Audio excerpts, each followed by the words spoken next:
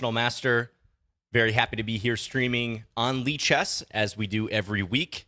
And this is Lichess Plays, where I play viewers for the next 2 hours in 3+0 Blitz. Hope everyone's doing well. The candidates is actually going on right now, so a little bit unusual that we're firing this up before the candidates round is over. But let's get this started. If you're watching the candidates, you can just hop right on over here if you haven't already. Or if you're watching this in the future, good job. Okay, Wolza Joseph, are you there? You're the first one. Remember, everyone, challenge to 3+0 Blitz. And there we go. Joseph is here. Let's play a Caro-Kann. Make sure your challenge is 3+0 Blitz, standard chess, so no variants or anything. Maybe someday we'll open up Lichess Plays to variants, but not today. And it can be casual or rated, up to you guys. I will do my best to try to take all of you down, but I'm not often completely successful in that. I usually give up a draw, a loss, something like that each week. Yeah, greetings everyone on both YouTube and Twitch. Lopare, I see you, one of our mods. Hello, Tib Guti, also Jostho. Jostho says, I'm really torn between this and the Naka versus Caruana game. Yes, I was watching the same thing right before I went live. Hello to Alexander on YouTube. Do I have the right to challenge you with the white pieces? You can challenge me with the white pieces if you want. Yes, if you really want to play the white pieces against me, go ahead. I think some people do that. They choose a color. Oh, looks like I'm blocking the clock here a little bit. So let me adjust that. I feel like I frequently have to do that. I'm sorry about that, everyone. There we go. Okay. Bishop G5. Let's play Bishop G4. We'll go for a pin. Try to put pressure on the knight. Maybe White's queen gets overloaded. Greetings to my opponent. What's up, Steakhead Chess? Abelheed. Greetings, Sinister Robert. Also Zazuma. And John Stevenson, I know, right before I went live, says, I can smell the coffee. And indeed, I've got my coffee. It's still hot. Hello, R-Tube, as well as Riemann. Is that the Riemann hypothesis that I've played a couple times on Lichess Plays? I see you on YouTube. Oh, and Zazuma is watching on both platforms. Look at that. Look at the dedication there. Dual streaming.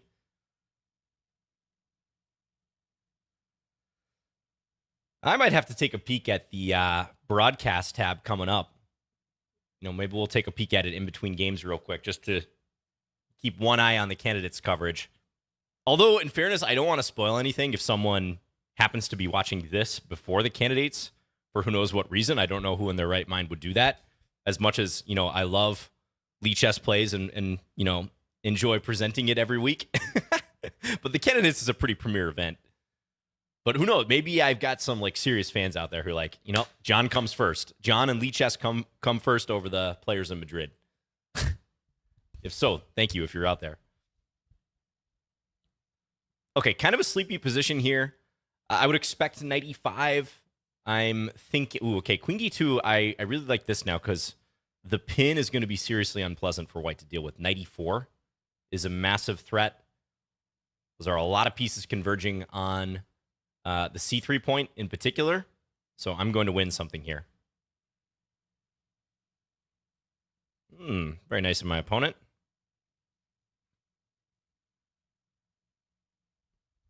Your enthusiasm is infectious, Joseph.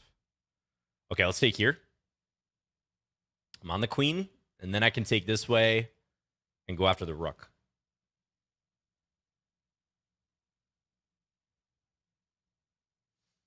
Yeah, go ahead and take that.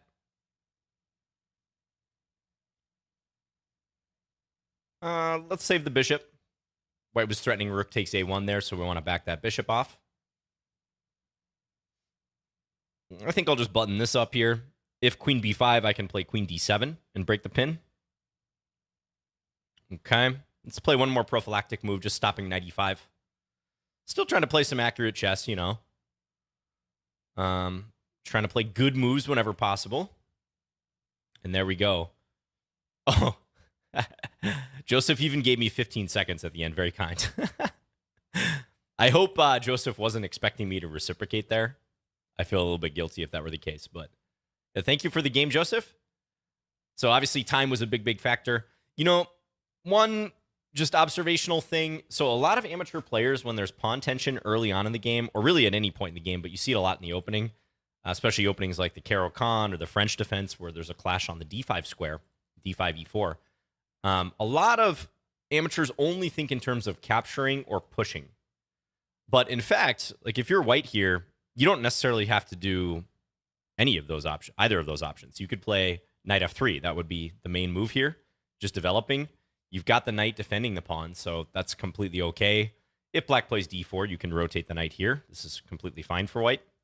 So I would just encourage people to keep that in mind because I see amateur players often going for these structures where, yeah, you've got your pieces out. That's all well and good, but I don't think there was any intentionality with the pawn structure and constructing the pawn play.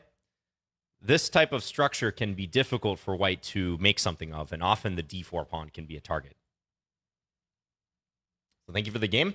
We got a lot of challenges here. This is awesome. I think 83 challenges. Tyrion, good luck to you.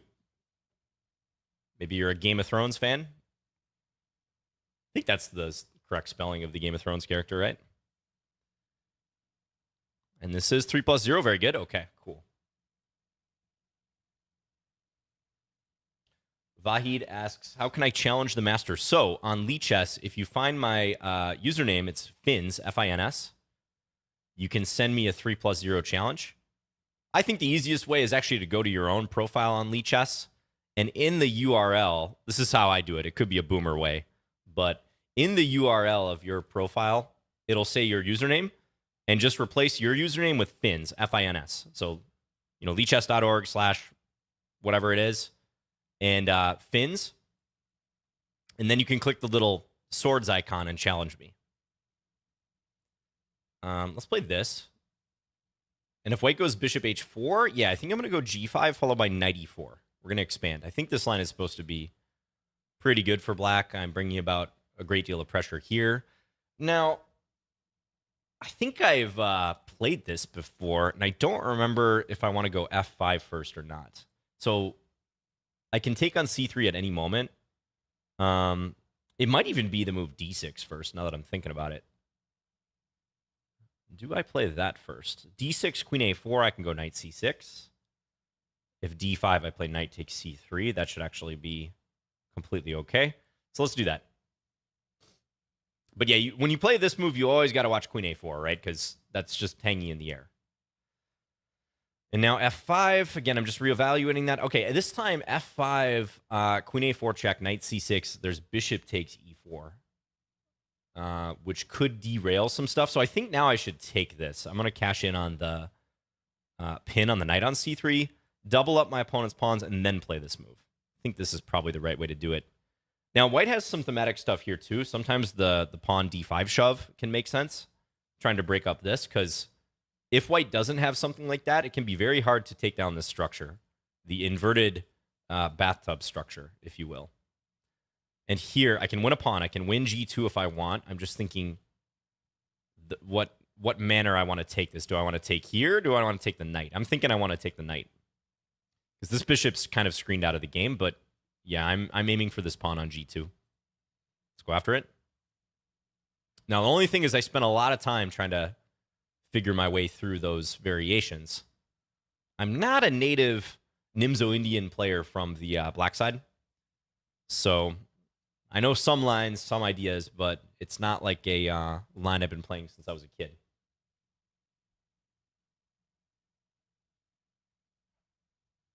Okay, bishop e2. Interesting. Let's capture that. So I would assume he's going to try to give a check on h5. Which makes sense. All right. Hyper-modern time, ladies and gentlemen. Let's go king d7. Anticipating queen h5. Yep. And now I was thinking maybe... you guys want to see my king go to e6? I was thinking maybe this move.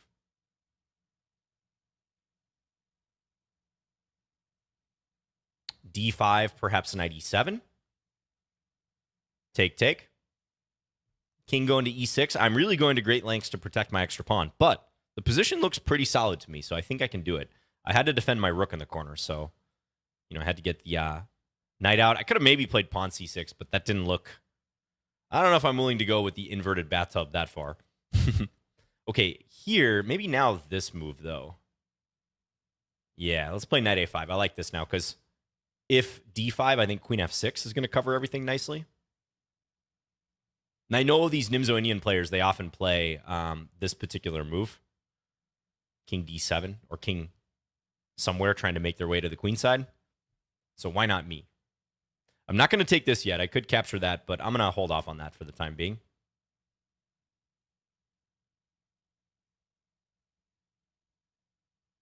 I'll be very curious what the computer thinks about king d7. But for now, we have a bullet game.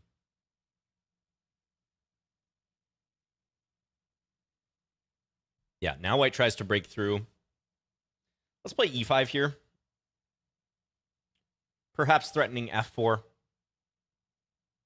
There's some queen g4 check stuff, but that could very well be a threat. Okay, so my opponent advances. Let's take. Let's go check.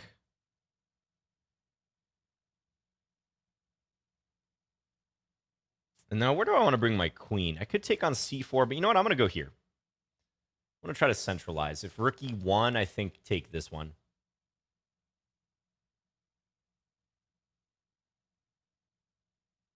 And now I feel like my queen is just somewhat safer than my opponent's. Or my king, rather. But things are coming off the board at this point. Let's just go knight in. I'm okay with a wholesale trade. Because I'm up 2 pawns here. Okay, let's try to initiate the trade. Maybe take, take. Okay. Take, take, king e2. I might have knight b2 in the end. I could go after that a-pawn. And my opponent loses on time. Thank you, Tyrion, for the game. I think you had a small window of time where you could perhaps open up the position. So, like, right here. After knight c6, I think d5. Yeah, probably the move. But the engine is saying that black's doing well here. I was intending knight a5 or knight e7. I think knight e7 is what I said. And after take, king takes, it does appear preliminarily that the engine does like black, despite the king being here. Because the pawns are all arranged nicely. I've got the d5 square covered. It's a little hard to open things up for you. e4 can be met by f4. Even still, I think I would have done this for sure versus what you did in the game. a4 doesn't help much. a5 is not exactly a threat. It's just a little bit too slow in the position. And then especially queen d1. Yeah, I don't think you really have time for that move. Let's see if the engine likes king d7 here. Okay, it's within the top 3, but knight d7 is what it prefers. Yeah, I was a little uncertain about my king safety in this position. But the engine's not at all concerned. I guess the knight's just going to come here. Just like a lot of things in chess, it makes sense once you see it. Once the engine literally tells you, it makes a lot of sense. But still, I couldn't resist king d7. So I think the way you played this is fairly normal, but this requires some delicate handling right around here. Knight d2, natural move, but it does drop that pawn on g2. Again, you might want to think about moves such as d5. Because let's say I were to take the pawn. You're attacking this fragile underbelly of my position. If I take, yeah, not only could you take, but there's also even ideas like knight d4. Looking to attack the now weak f5 pawn or the e6 square. You really want to make an effort to try to shake things up early in a structure like this. If black settles in, almost always black space advantage with the pawns and superior pawn structure is going to tell the tale. Okay, thanks for the game, Tyrion. Next game, Quello Esperto. Good luck to you. Let's play e4.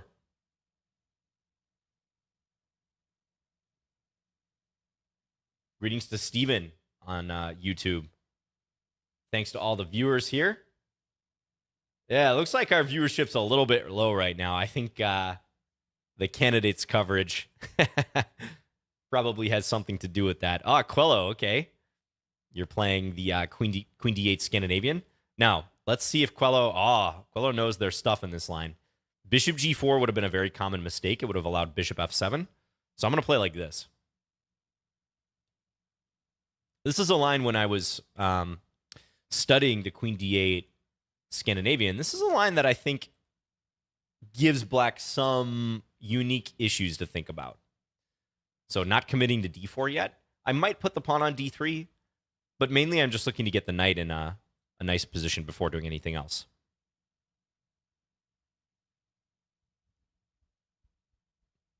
Oh, is that right, Zuzuma? That's funny. All right, let's go queen e2. Norwegian Giant says, would love to see John on pre-workout while playing chess. Super energetic. Oh, man. Yeah, the coffee's enough. I have some friends who use pre-workout, though. And that's like their coffee substitute.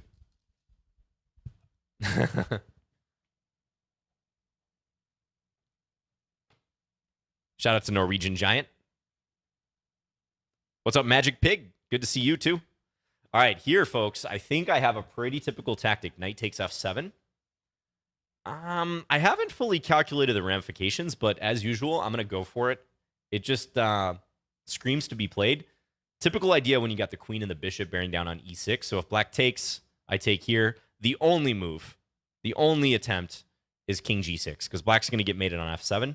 Now, I did think about this briefly, and I want to get the dark square bishop involved in the attack.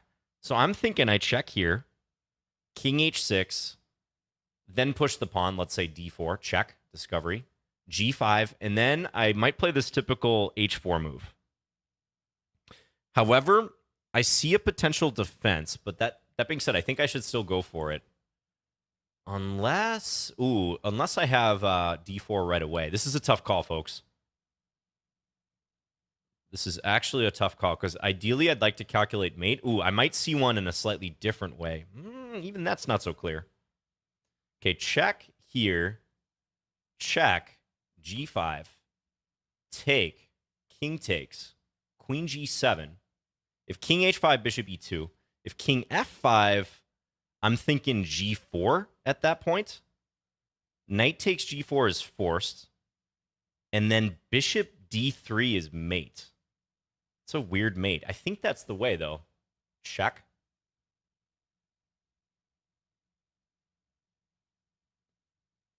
Yeah, and I think I want the pawn on d4. It may not matter, but I'm going to go d4 to control the e5 square, just in case later the king tries to run there. I think I see forced mate. I would be surprised if black could escape mate here. Goes to f5. Okay, but here I have bishop d3. I also have this g4 move again. There's bishop e6 as well. Bishop e6, king e5. That's probably mating. But let's go g4 check.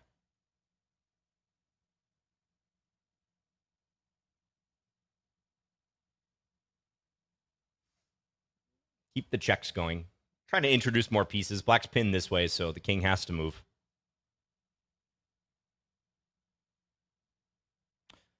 There's a line of Damiano's opening. E4, E5, knight f3, F6. That's very similar to this. Okay, so black's debating where to go.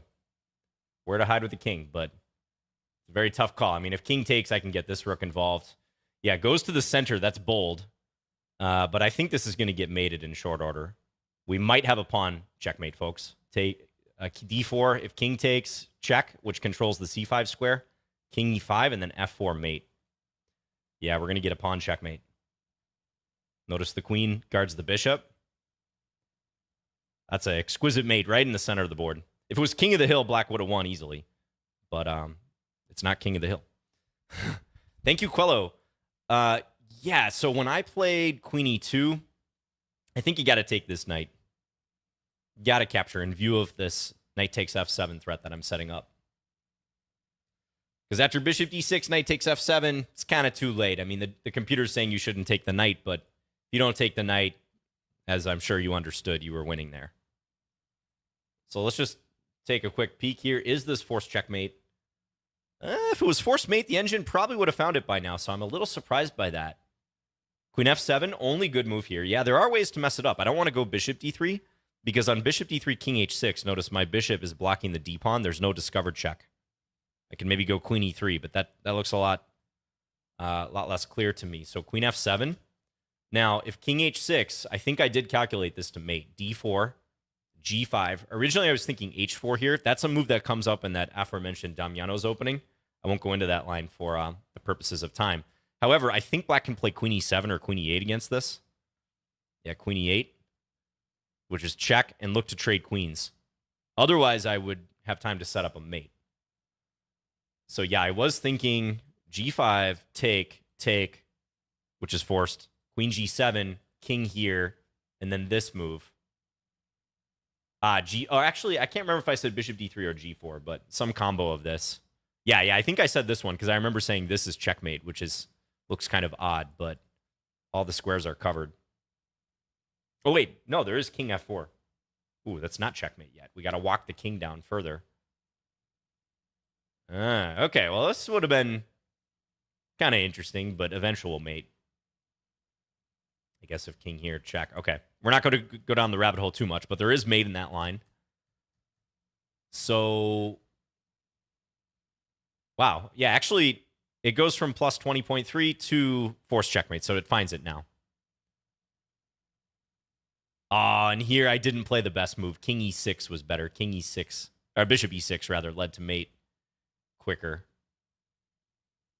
Okay. Very similar type of checkmate. I see. So the g4 was the one blemish in this attack. Black can maybe keep the game going here. Yeah, I don't think I calculated this to mate, but it felt pretty much winning. Okay, but thank you for the game call out. Do remember, against knight e5, try to eliminate that knight as soon as you can. So I think you played it fine otherwise, but knight takes e5 and then bishop d6 next. Thank you for the game. All right, Howell, you're up next. David Howell, everyone. We played a few times. Just kidding. I don't think this is David Howell. I mean, their name could be David, but not David Howell, the Grandmaster. You never know, though. Maybe they're just a non and they really like Lichess plays. They're just itching for a game against me all week. So this is a closed Sicilian. I'm going to play my usual setup against this. I think this is one of the nicer ways to play it. Looks like white's going for a plan in the center. No, queen e1. Okay, but this kind of confuses me because normally if white plays this whole queen e1 variation, it's with the intention of trying to attack on the king side. But white isn't very well suited to that, so this move looks a little inconsistent.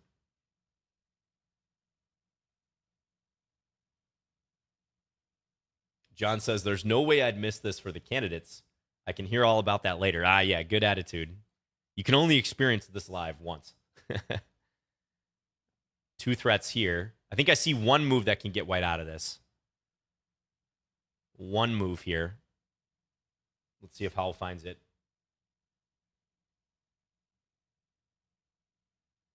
Hello, Vahid as well. Says, greetings from India. Yes, thank you for tuning in.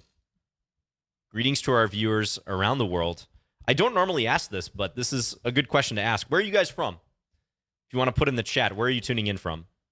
We'd love to hear. Chess is such an international game. That's one of my favorite things about being in the chess world. Yeah, drop us a comment. Scotland, USA, Serbia, Brazil, Canada, Finland, France, Yorkshire, England, Palestine, Houston, Washington, D.C., Portugal. Let's take this. This knight's trapped. It's going to be lost. Jersey City, Texas, Boston, Sweden.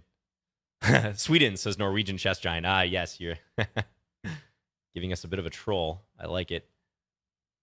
Ithaca, England. Our YouTube viewers, Norway, Alabama, NYC, Kansas City. Amazing. Let's grab one pawn here. Could also maybe take that one. Todd says St. Louis. Nice. Hope you're taking advantage of the St. Louis Chess Club there.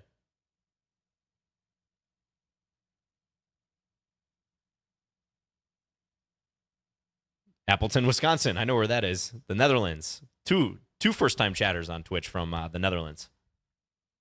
Shout out to the Dutch. Las Vegas, Greece. Amazing. Very cool. And thanks again to Lichess for putting this on every week and just being an awesome platform. That's a true public service to the chess community, honestly. Completely free platform. Always pledges to be free and ad-free. I think it's a fantastic site that they built up over the years. Community, really. Happy to be a part of it. Do you often have Balkan viewers, John, like Croatia, Serbia, and such? You know, I would imagine that there's a fair amount, yes, because the chess interest in those countries is pretty high. I have some friends from Balkan countries who I've met playing chess. One of my good friends from college actually is a Serbian international master. He plays on Lichess. Okay, so white's going all out here. I got to be a little bit careful because my king is getting opened up. I think taking with the rook is good here because this forces white into a pin. And I'm not going to take this yet. I'm going to take the knight first. Just knock out some material. This is a pretty perma pin. Why is St. Louis Chess Club so famous? Well, it has a ton of funding because of Rex Sinkfield. He's the creator and the financier of the St. Louis Chess Club. They host the U.S. Championships. They host the Sinkfield Cup, or Sinkfield, I should say. That's the proper pronunciation, I believe. How can I best win this? I think I'm going to go here. I'm trying to attack this rook again, but if I play rook f8, Howell takes with check. So let's just go pin the bishop. And yeah, they have a fantastic facility there. There's a giant king statue right across the street at the World Chess Hall of Fame, which, yeah, is adjacent to the St. Louis Chess Club and Scholastic Center. So it's definitely a well-known location, has one of the best facilities, certainly in the U.S. for chess. My opponent's still pinned, so you know what? I'm just going to take my time. I'm going to reposition this bishop, and I'm looking for something like knight d4. Try to converge on the bishop down here. Yes, Laura Unuk from Slovenia does host Lichess Plays. That's right. That is absolutely correct. Shout out to her. Yeah, I'm not seeing a mate here. Let's just take. And then here, pre-move this, just in case Howell thinks that's a free pawn.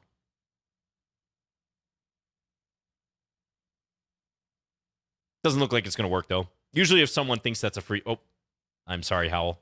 Should I... I'm going to be cruel. I'm going to play this move first.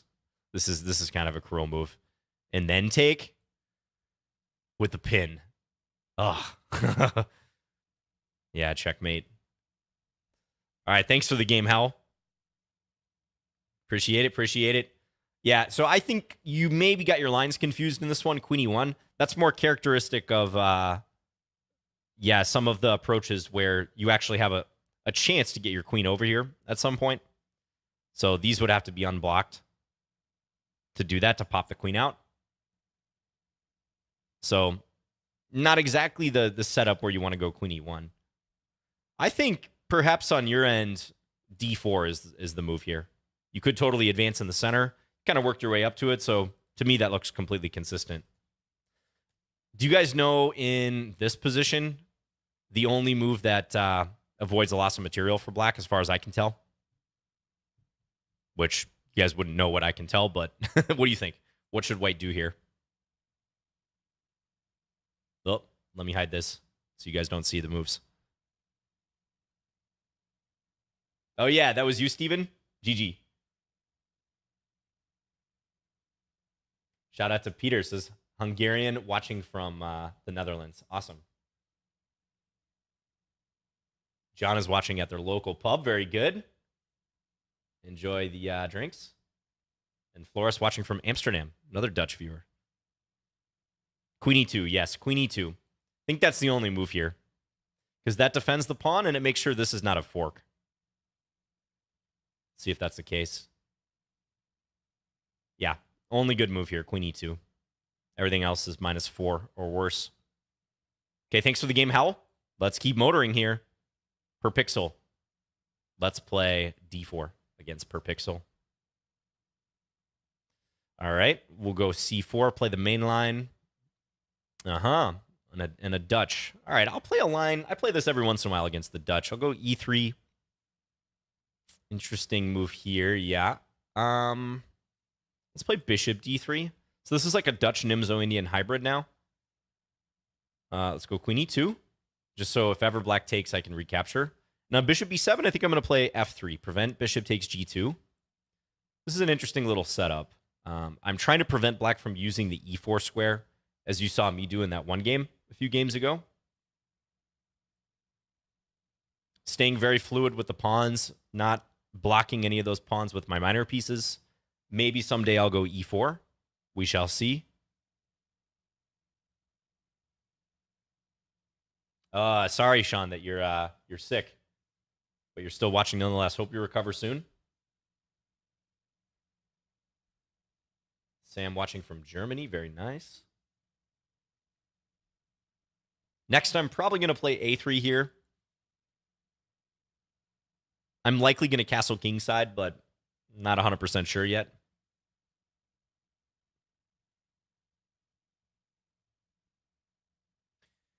John, have you ever beaten a grandmaster? How close are you to becoming a grandmaster yourself? Yes, I have defeated grandmasters many times, I'm happy to say. And that goes for both online and over the board. I do have some over the board victories against grandmasters, which is always a rush when you beat a strong player like that. I think I defeated my first grandmaster in a tournament game when I was probably 16. It was Grandmaster Pavel Blatny at the North American Open in Las Vegas. I'm pretty sure I was 16. I was on the black side of a Nimzo Larsen. Pavel Blatny is famous for liking flank openings, so he played b3 against me on move 1. And there was a possible repetition at some point in the game, but he really wanted to beat me. He avoided the repetition draw, played something bad, and I ended up winning. So that was my first victory over against a grandmaster. I think previously I had defeated some online, but that was the first OTB victory. Okay, this knight is looking on the verge of being trapped, so I think I can do this. Might have been able to do this on the previous move. Ah, there's a defense. I didn't see this. There's a defense against this. Yeah, I thought this was trapping it, but there's the small issue of the g7 square. Nonetheless, let's still go g4. I'll still be aggressive. Now, as far as how far away I am from Grandmaster, I have one Grandmaster norm, and you need 3 of them. You need 3 for the title, and you also need to be 2,500 FIDE rated or higher. So I've got a little work to do in that sense for sure. Like that's a fair amount of work. And I'm not actively working on my Grandmaster title right now. I've not played an over-the-board tournament since 2019. I'm kind of looking for a good moment to get back into tournaments, but it has not been a priority for me yet. Ooh, now I'm looking at this f6 square. This is opening up nicely for me.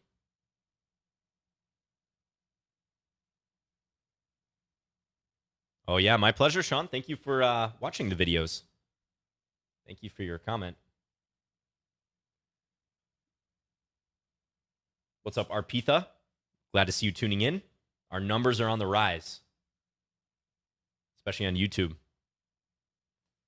Okay, now here I can take, because even if I lose this bishop, knight f6 is crushing with the fork.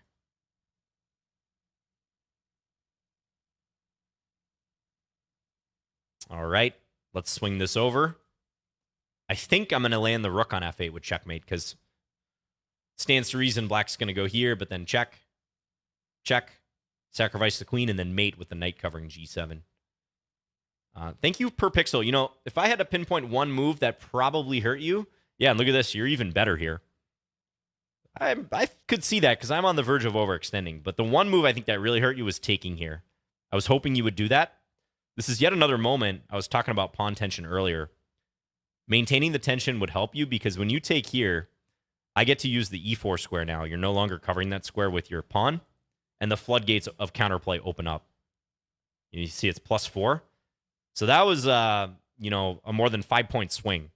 Because if you play knight c6, you're threatening knight takes d4 and maybe knight b4. Very hard for me to get through when you just leave that pawn on f5. So that's a good takeaway for many of you viewers out there. If your opponent is trying to open up the position or they seem to be inviting pawn tension, ask yourself if you really need to take or push. You might not have to. You might be able to derive some benefit by keeping the tension.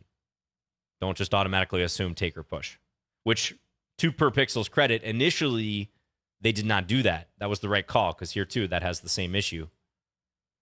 Looks like I should have taken on f5 according to the engine. But yeah, that move really hurt black, because then super tough to defend. Probably got to get your knight out here. There are some traps, like I noticed if this queen f2, you can play knight takes d4, because if I take, there's bishop c5. Looks like even this, though, could be good for white, but this is a lot less clear than the game. So thank you, Per Pixel. Let's go ahead here. Next game. Luke SK, good luck to you. Let's play d4. Ooh, okay. We got a candidate's result, it sounds like. Is that confirmed? Luke, are you there? All right, you can always re-challenge Luke. We got to abort this game. I'm going to check real quick. I know you guys are curious. If you don't want the candidate spoiled, pause the stream right now. I'm going to click. Ooh, Hikaru got the job done. Hikaru beat Fabiano. That's a crushing blow to Fabiano's chances in overtaking Nepo, who had a quick draw today against Dingler N. Pretty easy draw. Yeah, Hikaru did get the job done here. Right before I went live, I was thinking maybe Hikaru made this unnecessarily complicated, but he was always pressing in this game. He had a big time advantage. So that really shakes things up. Rapport beat Duda. Firouzja and Rajabov still playing. Okay. So there you have it. Hey, Norwegian Chess Giant, you're up next. Good luck to Norwegian Chess Giant. All right. Let's play a Sicilian. Yes, Nepo's in very good shape for the rest of the event. That's for sure. Okay, B3, interesting one. I'm going to go B6. You fianchetto, I fianchetto. Okay. Let's go E6. I've met Norwegian Chess Giant in person. So really cool to see him challenging here on Lichess. I wonder if he still streams. He is a streamer, but I don't know if he's actively streaming still. But nonetheless, shout out to Norwegian Chess Giant. Let's try to shut out the dark square bishop. I think this might be the right call. Oh, and by the way, Norwegian Chess Giant is actually a giant. He is a very tall individual. And I'm sure Norwegian Giant will tell us how tall they are after this game. What's up, Orion? Good to see you on YouTube. Thanks for tuning in. Riemann asks, hi, John, do you have any good tips for balanced focus on chess? I spend too much time on chess and was burned out. Yeah, well, if you're having trouble focusing, might make sense to decrease the number of games that you're playing and analyze a bit more. Maybe tackling some like compositions or puzzles that are of interest to you that will take some time to solve, but will also be fun to solve. I personally like endgame compositions a lot for that reason. I think they're pretty useful pedagogically.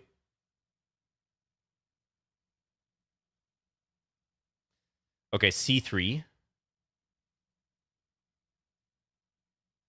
But I do believe that people who suffer from burnout in chess are often just playing way too often. So that would be my preliminary diagnosis. Do I have a tactic here? Almost looks like I have a tactic, but I'm not seeing it, folks. I'm just going to go here. Like maybe take F3, try to take D3, but it wasn't quite working with the A8 issue. All right, now here, I could push B5. I could Yeah, this would be the greedy move if I want to try to win a pawn, but I'm not quite feeling that. I'm going to go b5.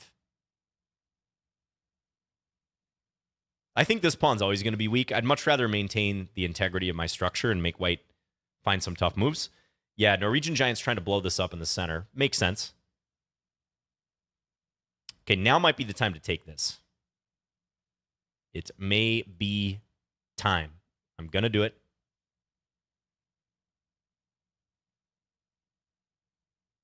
Wow. 6'9", 205 centimeters. Yeah. I mean, when I met Norwegian Giant for the first time, I was like, dude, your username didn't lie. Okay, this could get spicy. So if I take here, he takes b5. Can I play knight c2 here? Maybe it doesn't do much. I was thinking I might have a tactic in this position, but maybe not. Maybe not.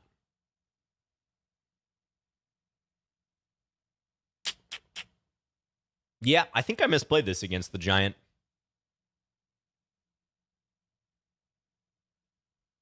And I'm in time pressure now, so I gotta hurry. Let's go here. And then let's go here.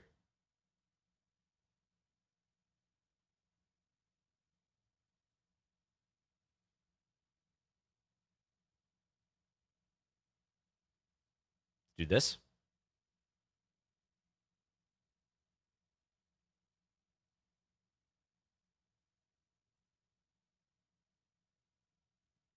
This is no good, guys.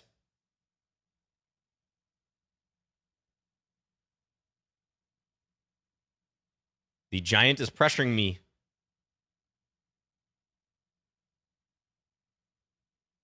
It's going to take a miracle to pull this off.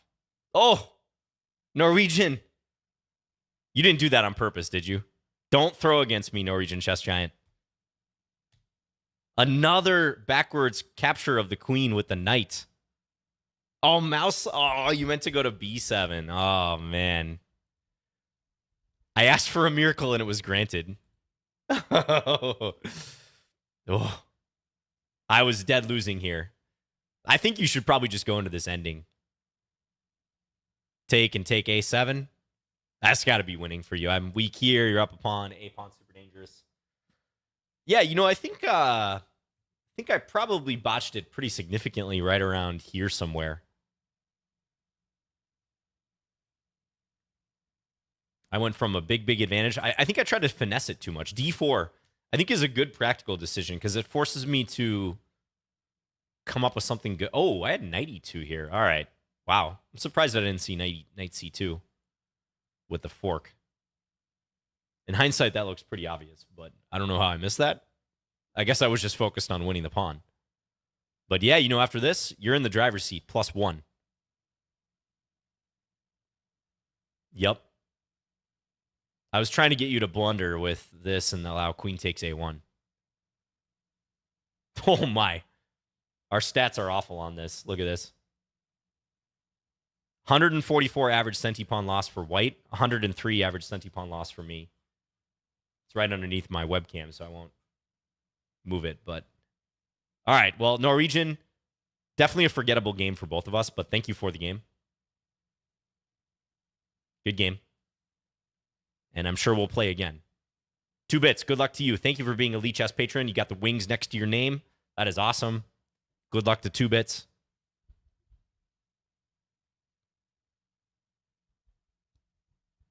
Orion says rematch.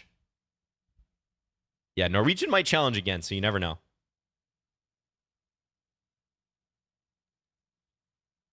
Yeah, you don't like to see the 3-digit average centi-pawn loss, do we, Norwegian?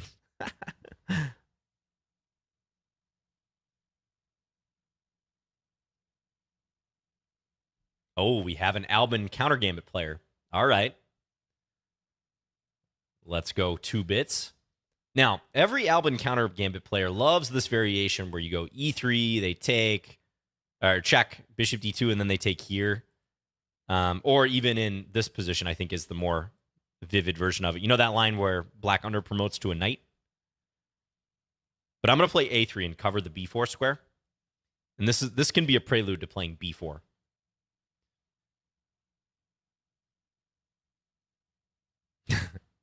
Hello, Duffman.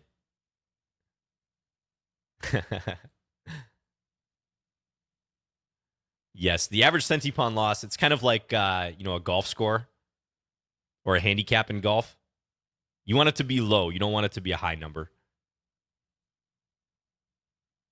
Oh, yeah, I see you, 2-bits.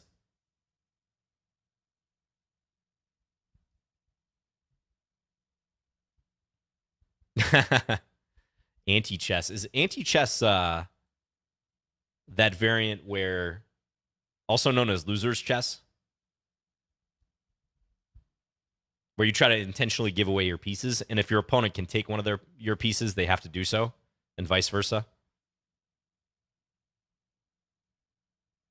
Okay, so this is all theoretical stuff. We go for the pin. This is defended, so let's just pre-move that, just in case 2-bits blunders.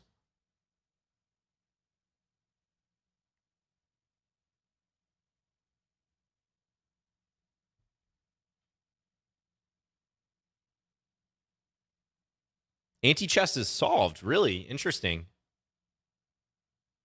What's the verdict on it? I would assume not a draw. One side wins in anti-chess. White wins. Interesting. Wow, I had no idea that they actually solved that. That's very interesting. Yeah, bishop e6 is the right move. All right, I'm going to play this endgame take. I actually don't think this is the most ambitious line, but I will play it.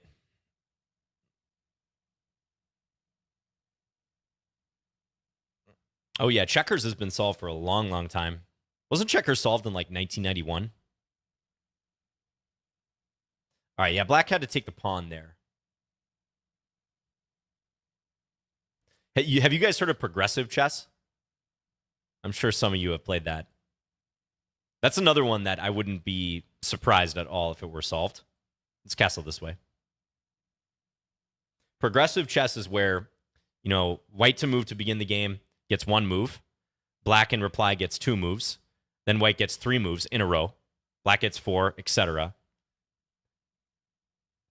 Massive amount of calculation required in that game, of course, because the games don't last very long.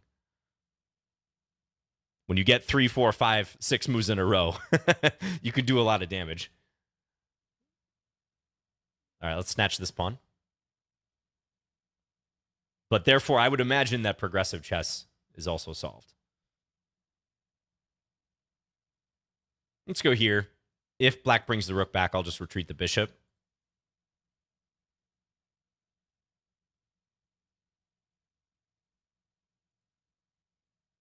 Let's take here. And then I'll grab h5. So just picking off the pawns here. In progressive chess, is it allowed to take the king? That's a good question. I haven't played it in a long time, so I can't actually remember. Let's check. And I think I'm just going to start rolling these pawns. Go g3, allow h4. It's either you take the king or it's checkmate.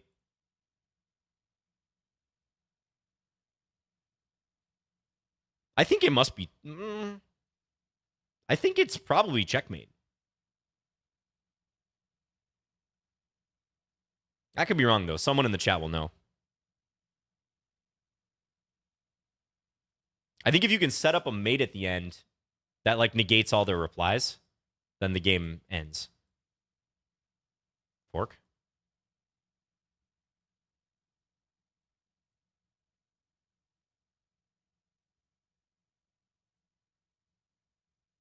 And the H-pawn is a-running.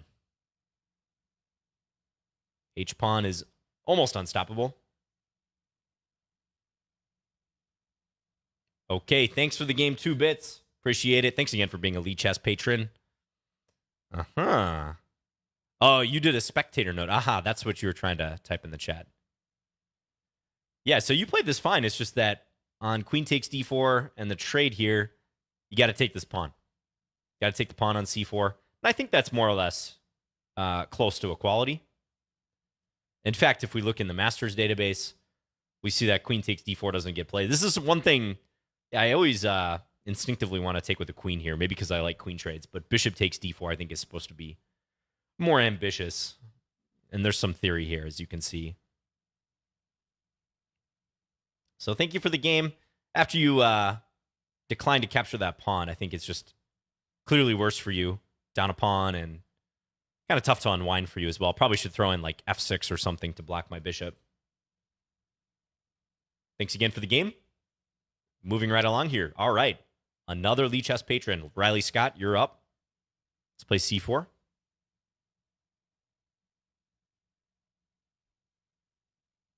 Someone said checkers was solved in 2007. I thought it was solved way before that. I could have sworn checkers was solved like in the 90s. Like early 90s. Am I wrong about that? Oh, thank you, Norwegian Chess Giant. Yes, I hope to meet up with you again in the near future. Absolutely. Cheers, buddy. Okay. Ambitious line here. I like it. Let's go d5. I don't want Riley Scott playing d5, so I'm going to try to beat them to the punch. We've got dueling pawns here in the middle of the board, both trying to take away one another's squares. Hello, Benjamin. I see you on YouTube. Shout out to you. Thank you for tuning in. This is Lichess Plays. Once again, for anyone who doesn't know, this is a weekly event, and there are other Lichess Plays streamers as well. So it's not just me. Laura Unuk, Sabina Feuser. I saw, I think he's a Fishy Vishy. Vishy Fishy or Fishy Vishy? You guys know who I'm talking about? He's also streaming Lichess Plays. He was doing it somewhat recently as well. And I think he's an untitled player, but he's been on Lichess for a long time. Really, really strong.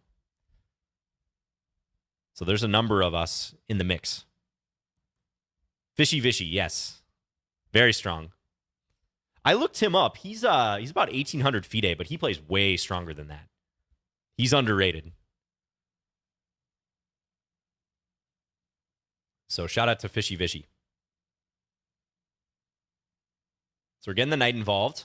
I think Riley's position is completely fine here. No issues. I'm probably just going to continue developing. Maybe I throw in queen b3, but let's get the bishop involved first.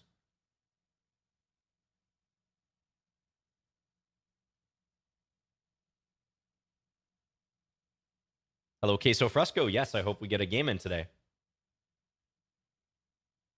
Bring back Svidler to Lichess Plays. Also, Mamedyarov. You guys remember when Lichess had Mamedyarov come do it? Maybe they can ring him up. You know, he's not in the candidates. He's probably just chilling. Let's get him in the mix. All right, I want this bishop, so I'm going to try to do this. I still think black's completely fine here. I've got the bishop pair, but this bishop's pretty buried. This is a full-fledged game right now.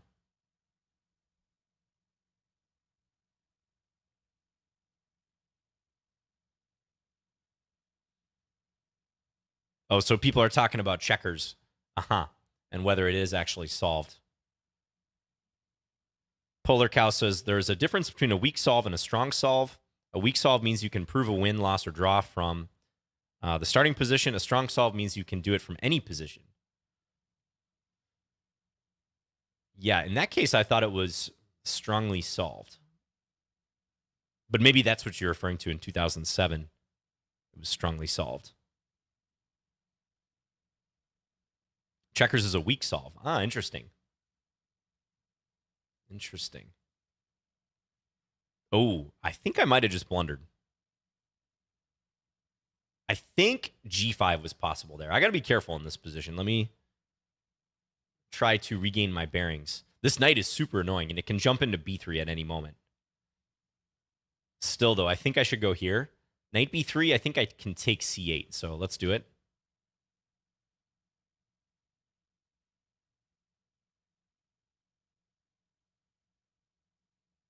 Hi, John. Will you ever play at the Renaissance Festival again? Oh, have we played there? Ice RNGR. That's too funny you ask about that. I have not done that for many, many years. I was in high school the last time I did that.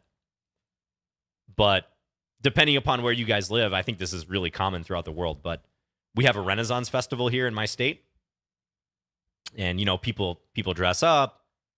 There's all these booths. It's like actually like a permanent thing in a city about 30 minutes away from where I live, outside the Twin Cities here, is where it's held. And one of the booths that they have there is a chess booth. It's in the shape of a rook. And there's 12 boards, which are like, you know, wood inlaid boards. And that was a high school job I had, was for like 2 months in the summer on the weekends. I would do this Renaissance festival as the chess master and dress up in a peasant costume, me and another chess master. Thank you, Riley, by the way, for the game. Tough one. I think you were doing pretty well around here. Yeah, that G5 move was there for multiple moves. I mean, maybe I just go back to H3, but as soon as I played pawn H3, I actually took away that resource, and I immediately realized this was an issue. My knight is trapped. Although I guess I can go here, huh? And then this, but that doesn't look too hot. So, yeah, kudos to you. I think you were honestly just outplaying me in this game. Time kind of got the better of you, and with more time, I would have been really sweating here if you had more time to think. Probably this was kind of the turning point roundabout here where I was able to win one of your pawns. Thanks again. Tough one. But yeah, I have not done the Renaissance Festival for many, many years. But it's really fun. You know, I'm sure you guys have been to them before too. Let's play E5.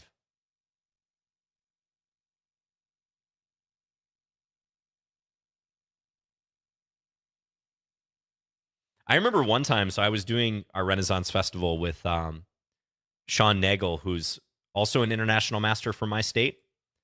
He's a few years older than me. But at the time we were doing this, I was in high school and he was maybe like early college. So, you know, we're both like pretty young. And we're doing this Renfest all day. It's from, I think it was from, trying to remember the hours. I think it goes from 9 a.m. to 7 p.m. So you're out there for a solid 10 hours, back to back Saturday and Sunday. You're dirty. It's hot. It's a grind, honestly, but it's also a lot of fun. And I remember one day, you know, we typically lose probably less than 5 games every year out of like hundreds of games we would play, maybe even upwards of like 1,000 games per season. Because you're just playing simuls constantly against people, and they're just coming all the time, especially in the afternoons. But there was one time a guy approached our chess booth, and he asked Sean, he's like, "Hey, so yeah, I hear you guys are chess masters. Do you want to play for $100?" And this is like early 2000s. Let's call it like 2002, 2003. And Sean and I like looked at each other because we didn't recognize this guy at all. And in our state, like the chess scene is not enormous, and it wasn't absolutely enormous at that time as well. So you pretty much know like everyone who's a good chess player. And in hindsight, I wish we would have taken the bet, but like $100, it's still a fair amount of money. But back then, that was like as much as we would make in the entire day. So we were like, what's up with this guy? Is he a grandmaster? Like, is he somehow like going to get assistance in this game? And so I think we offered to play him for less, or maybe the normal wager amount, which was like $2 or $3 to get a game. We didn't do it, and he didn't want to play after that. He just left. And I always wonder who that guy was and why he was so confident, and if he was just pulling our chain. Oh, did I trap the queen? I think I actually trapped the queen. I didn't realize that there was actually no squares for this queen to go to.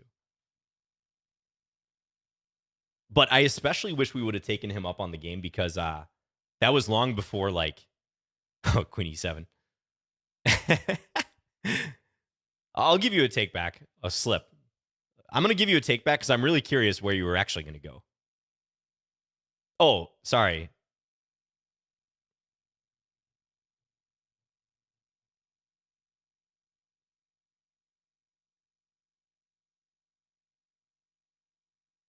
Oh, okay. We're going to give him another. I really want to see where Oh, he's gonna take the pawn. All right, we gotta give random user a pawn for the queen.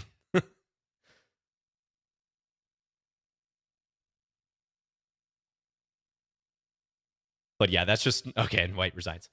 That's just one small story I have from the Renaissance Festival, but all sorts of funny things happen there. Yeah, thank you for the game, random user. So I don't think you can take that pawn on c7. I think that pretty conclusively shows that. Yeah, it looks like you should trade queens here.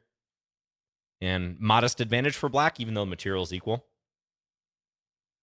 So this line you played, Scotch Gambit, usually they play e5 or they just castle here. Those are the main variations. Knight g5, as far as I'm aware, is like not too dangerous for black in light of what I played. Yes, that's why I wanted to give him the take. I was really curious what he was going to do instead of queen e7. So thanks again for the game, random user. And that time you cheated a kid and you took en passant. Oh, yeah, that was hilarious. Sally Bovich, good luck to you. All right, I got to... Sally Bovich, I always have the white pieces against you. You know what? I'm going to play b3 against you, like Pavel Blatny did back in the day. Yeah. So Imha, that's funny. Imha mentions that. Imha watches my channel, but another instance of playing at the Renaissance Festival. This is, again, when I was a teenager. I was in high school, like 15 maybe at the time. So I'm playing this kid, and this kid's father is behind him as we were playing. So, I'm on one side of the stall playing, kid's on the other side of the stall. And this kid's probably about my age, maybe a little bit younger. And we're playing in the opening, and at some point he plays a move that allows me to play en passant. Okay, so I played my en passant move. And the father, you have to understand, is like a big guy, and he's behind his kid, and the father like has his arms crossed like this. And he's just staring down at the board. And he gives me this look. And he's like, hey. As soon as I play the en passant, he's like, hey, you trying to cheat my son? And I'm like, I'm in my peasant costume. I'm supposed to be in character, Renaissance Festival style. Yeah. So I never did that. I wouldn't say like, I wouldn't dare do such a thing, sir. But I calmly said, no, that's a rule of chess. It's called en passant. It's like the one time in the game you can actually capture your opponent's pawn with your pawn, even though they're not directly attacking each other. He's like, well, I never heard of that rule. I think you're trying to cheat my son. And unfortunately, this wasn't the day and age where I could tell him to literally Google en passant, as I know many of you guys like to do. So, yeah, I have to admit, I got scared. I was a little scared. This guy was like adamant that I was out to get his son over a $2 chess game. So I didn't play the move. I didn't play en passant. I played a different move, and I ended up winning. And that was that. But I'll always remember en passant for that little anecdote. Again, it's like 2002, so no one has smartphones. I can't just... And it's a Renaissance Festival. So I'm not going to be like, look it up.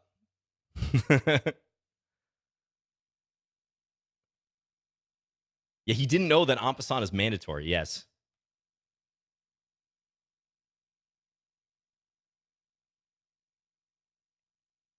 Okay, so I picked off a pawn here against Sally Bovich. I got the pin going on. Maybe I can increase the pressure there. I can also play this move now, which might win more material. This is too shaky. Black can take here. Sally can take that, but I'm going to take back with the knight. I've still got the attack on the queen as well as the knight on b4. Ooh, b5. Good move. Good move, Sally Bovich. I actually didn't see this at all. Very good move. Resourceful. I like it. I like it a lot. Okay. Let's try to adjust here. Knight g5. Knight takes. I could retreat. Maybe retreating the bishop's actually best. I see some potential weakness on this diagonal. Like I might win an exchange eventually. Let's say take, knight d5, take, bishop f3 in the end. Let's see where Sally puts the knight.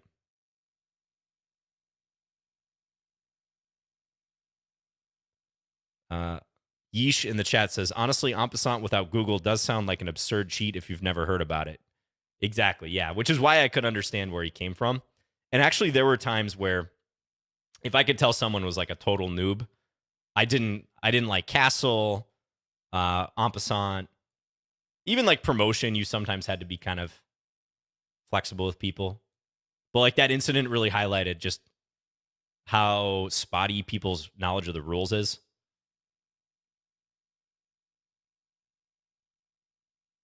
So I definitely understood where the guy was coming from, but the very aggressive manner in which he like insisted I was cheating his son in a $2 game at a festival was kind of funny.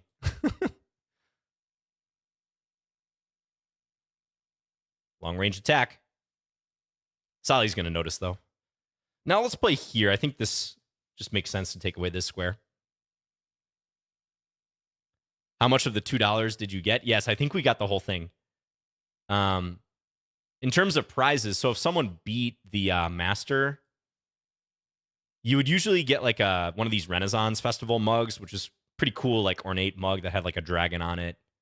I think we did cash prizes one year too. So like if someone won, they got like $20. I think was one thing we had one year. All right. Thank you, Sally, for the game. So I might have figured out Sally Bovich's weakness, which is to play an unusual opening against Sally Bovich, because we've had these Tarash games. We've had lots of games in D4, D5, where I've been impressed by how much Sally Bovich knows. So, yeah, I think in this one, probably, I don't know, just spitballing. I don't really like E4 personally. Okay, well, it's a top move. Ignore that. But I think if you play it, you gotta play it a little more energetically. You don't want to allow me to start undermining your pawns. Queen G5. Okay, I could see this, how that creates problems there. So maybe E4 itself looks fine, but probably have to play more aggressively after that, Sally. Because as played, you spent a lot of moves trying to defend. Oh, did I really not notice that C5 won a piece? Man, I'm missing some tactics today. I'm sure some of you out there saw C5. Well done if you saw C5. Trapping the bishop. Oh, and then you had a chance for this one. Okay, going after the D3 square. Interesting. Thanks again for the game. We are in the second half of Lichess Plays. It's been really fun today. Junis mates, let's play the bird. I'm going from the Nimzo Larson to the bird opening. Eunice mate and myself have never played, so this is our first game against one another. Good luck. This is like a reverse Leningrad Dutch.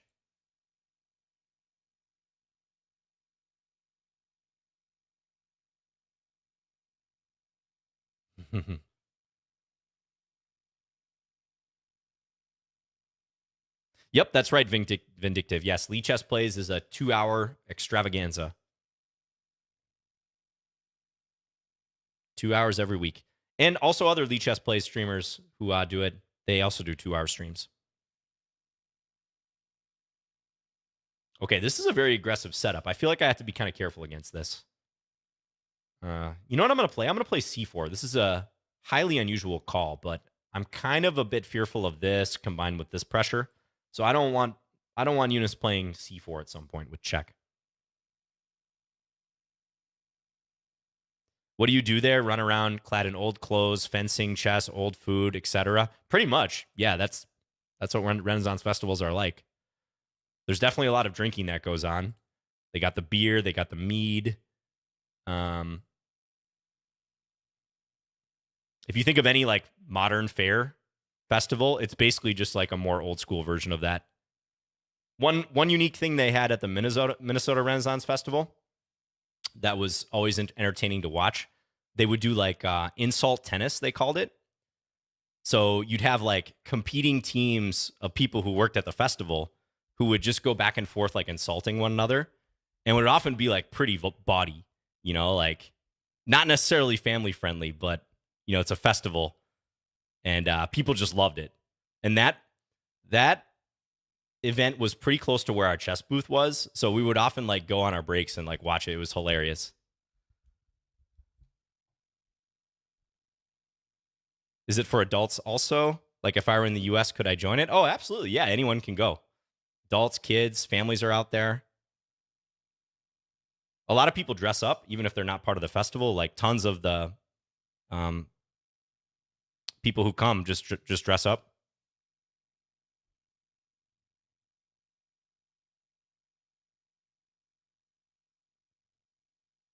So in the States, like the state fairs are also a really big thing in the summertime. Most every state, I think, has their own version of a state fair. I'd say it's just like a more eclectic and kind of like niche version of that. I personally think it's more fun than the state fair.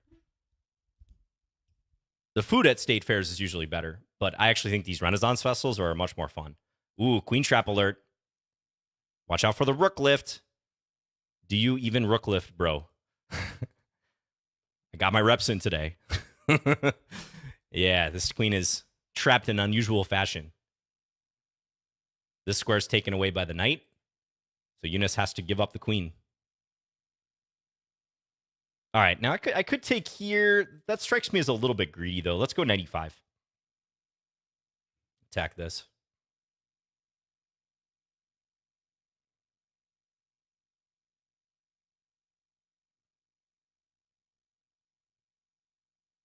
Knight d5. Okay, I can take here. I don't see any consequence to that. Let's do it. Big time fork. Oh, and then I can take the bishop. Everything's collapsing for black.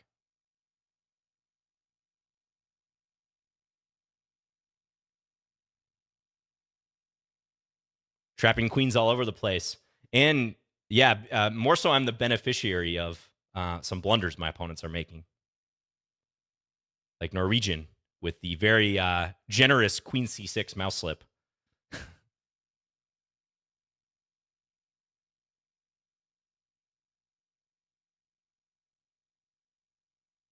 I finally got an e4. That's a thematic move in this line, too.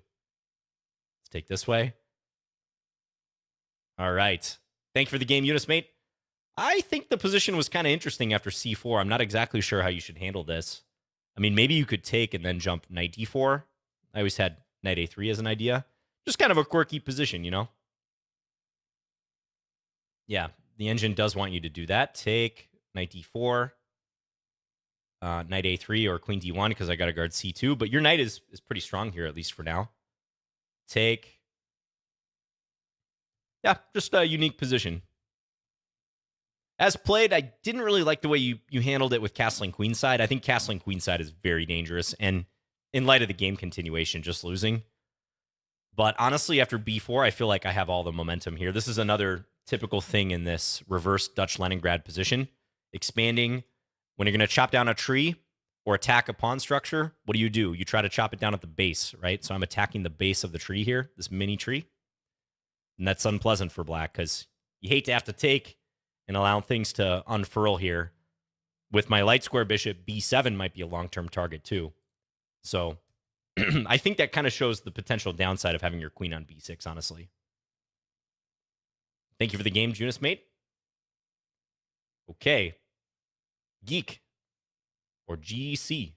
Good luck to you. You are up.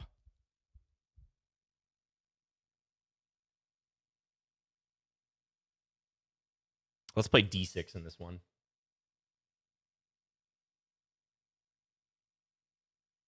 Burke on YouTube says, at the Renfest, you should have to play with period appropriate chess rules.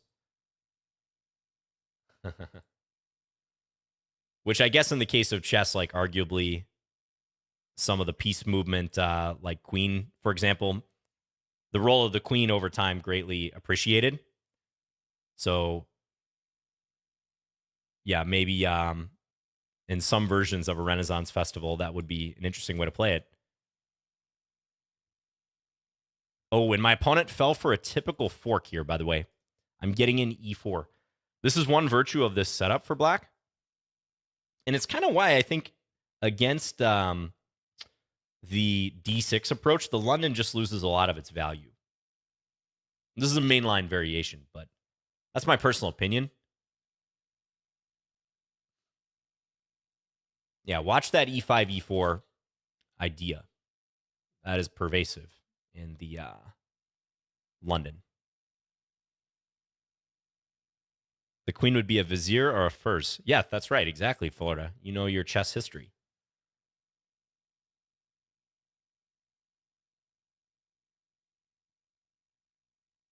Castling, castling was developed as a way to enhance king safety and speed up the game as well, allow the respective sides to coordinate more easily. Ooh, I got to be a little bit careful here. Let's pin. I want to cover the d6 square as well. And now I think I can play this move.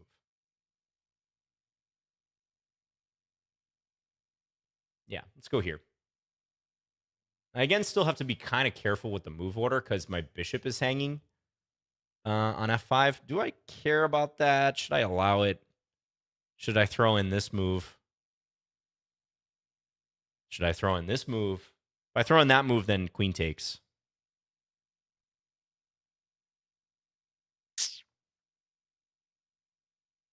All right, I'm going to take here. This is the most ambitious move. I don't know if it's best technically, but I'm going to do it. I have an unusual idea in mind. Might be bad what I have in mind, but looks interesting. Okay. Yeah, I think knight takes f5 was a lot more enterprising there. And I was thinking about rook d2 against that with my knight guarding the rook. Here, I think I can just take c2 or take d4. Let's just go ahead and take c2. Simplest.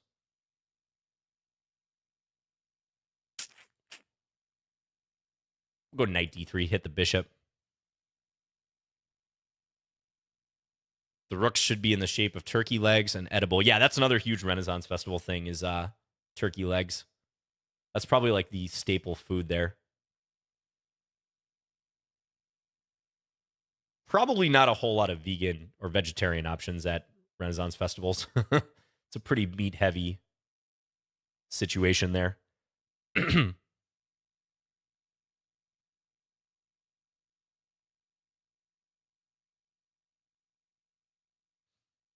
All right. Now, I'm going to play b5. White might be able to take there, but I think things are going to simplify in my favor after that. Could take this, but then queen takes e8. Here, same thing. Let's take and then take this one. I'm on the rook. I believe gruel is vegetarian. Yeah, imagine you go to the Renfest and you just have to eat gruel. You get the authentic experience.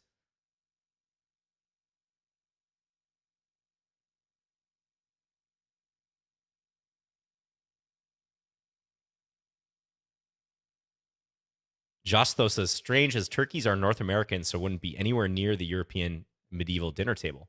Is that true? Huh. I never thought about that. Maybe like pheasant would be the proxy, huh? But that's interesting. Never, ever thought about that.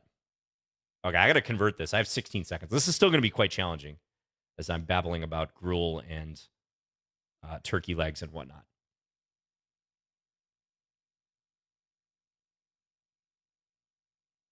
Need to convert.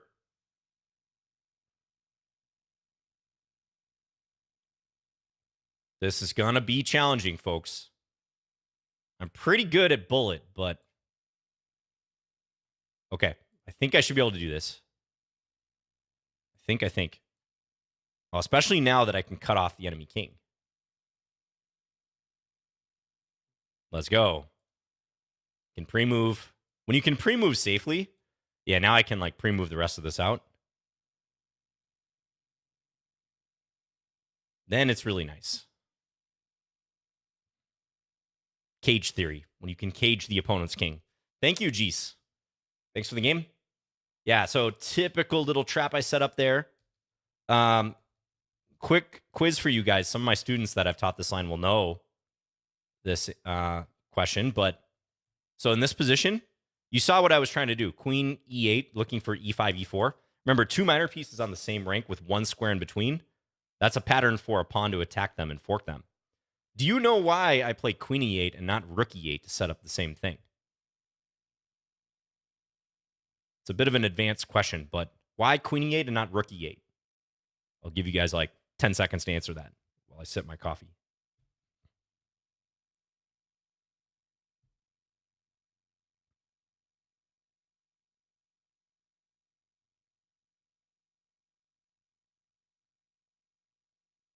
Because of the pin.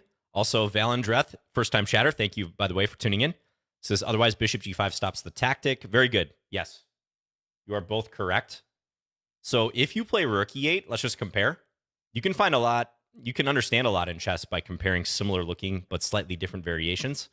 e5. Now, white can defend here. So if white takes and then plays bishop g5, or if they play bishop g5 right away, you can see e4 is actually just a blunder for black now because of knight takes e4, and the knight is pinned. There's no cashing in here. Also, rook takes, and still a pin. So that is why black is playing the queen e8 move. Looks awkward, but it allows for e5, e4, and white just needs to take action against that. They got to retreat the bishop, maybe queen c2 to cover this square. I personally don't think this setup is all that great for white against this setup for black. But yeah, my opponent just didn't realize the danger here and walked right into this, where now, you know, if bishop g5 happens, or the take first and then bishop g5, there's no issue because there's no pin going on here, and we've got this backed up. Also, even takes here, no problem for black. Black just replaces the defender of the pawn. Some of you are mentioning f5. I'd say that's more of a long-term reason, maybe, but definitely in the short term, we want queen e8 for tactical reasons. Okay, thanks again, Elder Feller. Good luck to you. Let's play Van Geet's opening, knight c3 on move 1. I hardly ever play this move, so let's go for it. Wow, we're already an hour 20 into the stream. This stream has flown by. Elder Feller, are you there? Don't make me wake up younger Feller. Feller the younger. But no, we got a game here. Okay, now I'm going to play knight f3. Gives black a chance to go d5, although I would suspect black actually goes bishop g7. Now we have transposed to a Pierce opening. Let's play bishop e3. I'll go for some sort of hybrid 150 attack. Sangha wants a Bong Cloud. Yeah, no Bong Clouds today. I have not played a Bong Cloud yet. Let's go bishop d3.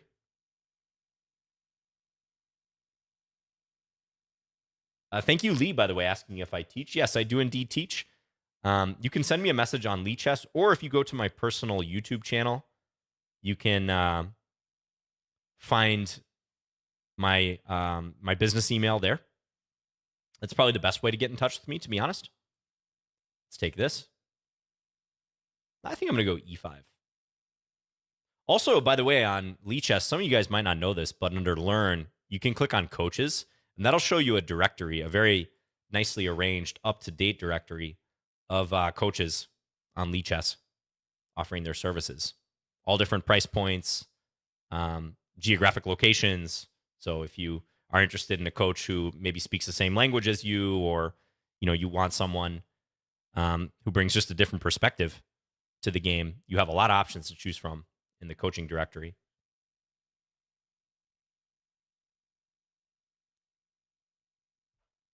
Which opening is better between Pierce and French?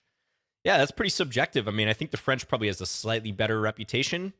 I would personally prefer to play the Pierce because I don't like the French. The opening, not the people. But it's totally subjective. The French is more popular than the Pierce for sure. The Pierce is kind of like a second or third string option, it seems to me, for the top players. All right, I'm going to play a move that looks just kind of visually uncomfortable. Queen g5. I don't actually think I'm threatening much with this move, but I want to see how Elderfeller responds. Because f6 looks very natural, but it would have collapsed on g6 in that case. Yeah, now here I'm going to go here, and I think I may stand a decent chance of being able to attack. Granted, my king could be weakened, but that's a risk I'm willing to take. Scandi over here on the 5th string. Yeah, the Scandi never gets any respect. Which is a compelling reason to play it.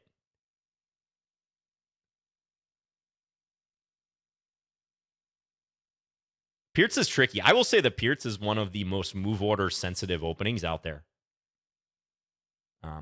If you've studied it in any depth, you'll know this, but the level of subtleties with the early moves in the Pierce is pretty enormous for both sides. I would say black especially, though, really has to understand them well to play this opening successfully. White can more or less play natural moves and get a reasonable position, but black doesn't really have that luxury. All right, let's go knight g5. I'm really putting the heat down here on this pawn. I think we might see a sacrifice that could happen here soon. Like if rook f8, I might go bombs away anyways and take, because queen takes g6 is coming.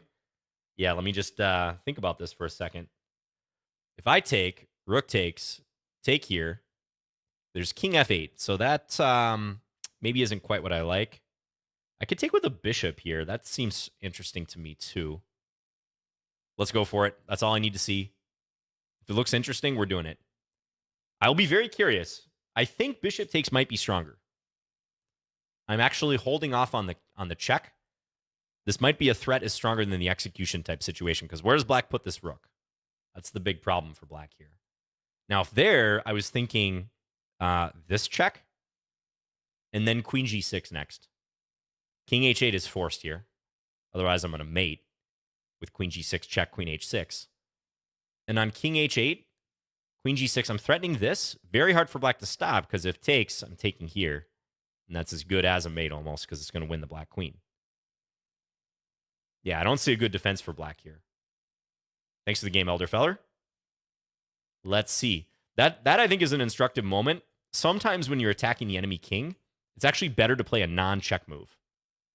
Not in all cases, but the non-check moves can be extremely uncomfortable if you have a check like locked and ready to go. So yeah, bishop takes g6 is rated much stronger than queen takes. They're both good. Queen takes allows king f8, though. Black's holding out here, and I need like some other ingredient in the attack, like the rook lift or take another pawn. But I honestly did not see a defense for black after bishop takes, which is why I went for it. Yeah, rook f4, hoping for queen takes and then knight takes, but that's, yeah. Looks like there's carnage after that, too. Take with check, and then remove the defender. Yeah, white's going to be attacking it up material here. Rook takes d5, or bishop f7. Yeah, I like the way I played it. This just looks pretty simple. Knight f6, possible. But just take, renew the threat of mate. Huh. Yeah, I guess if knight takes, black can block here. But still looks pretty tough. Okay, thank you, Elderfeller, for the game. Kind of a tough position, I think, after queen g5. I mean, maybe you should play knight takes c3 and damage my pawn situation around my king, but I feel like you're lagging in development. So, yeah, I'm not too versed on the black side of the French, but I kind of think the combination of a6, c6 is something you might not have time for here. Yeah, maybe trying for some sort of direct play in the center was better.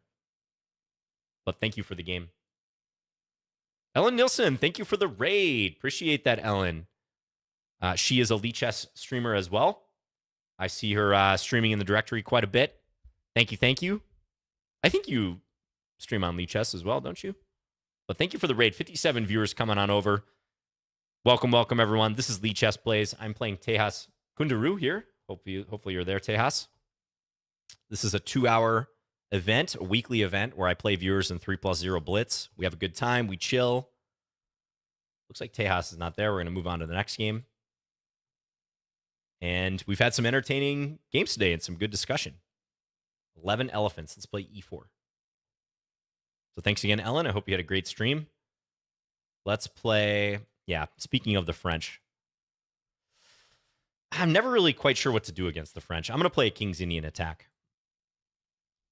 It's weird. I don't like playing it from the black side, but I also don't have like a strong favorite line to combat it from the white side. So I guess it's fair to say I just don't like playing the French overall with either color.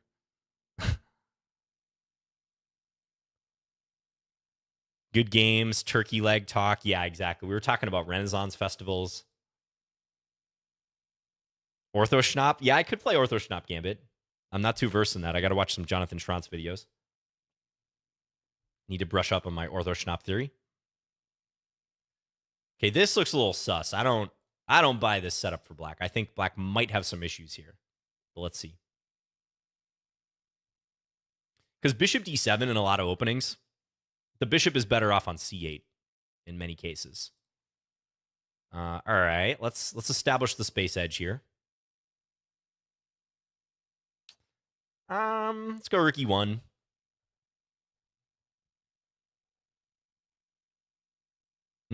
Is black going to castle queenside? Okay, now I can't resist. We got to dive in here, knight d6.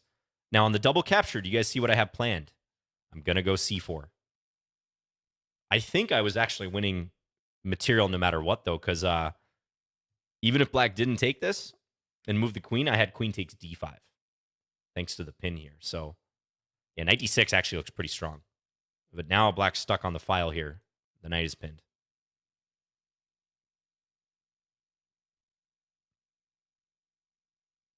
How about the French advance for white? Yeah, pretty good line. Then again, I think most French players, and I'd be curious what French players out there, 11 elephants resigns. Yeah, it's a tough position. Most French players would probably agree they like playing against the advanced French, in my experience. But yeah, that's a legit option. So yeah, bishop d7, even the early trade here in this exact position, I'm not a huge fan of, but bishop d7, this is one of these moves that's like pseudo-active. Yes, you can say your bishop's developed, but again, it's not doing a whole lot there. It would be more effective to go for like b6, bishop a6, where it actually has scope. On d7, it's just staring at the knight. In some openings, that might be useful, but I don't think this is one of them. So I wasn't a big fan of that. Yeah, I think roundabout here, 11 elephants, you probably got a castle and just call it a day. Get your king to safety. Because queen c7, knight d6 is pretty thematic. Yeah, it's a crushing move. Taking loses a piece, and yeah, probably you should play king f8. Keep this guarded.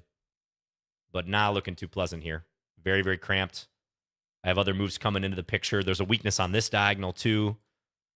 Too difficult for black. That's honestly the effect of a move like rook e1. Even in a position where it seems like the file is not going to be too relevant. You saw how quickly that file became relevant after a trade here and the pin. Or in this case, as I was saying. All right. Let's go on to the next game. Thanks again, Elephants. Zelenka Istvan. Good luck to you.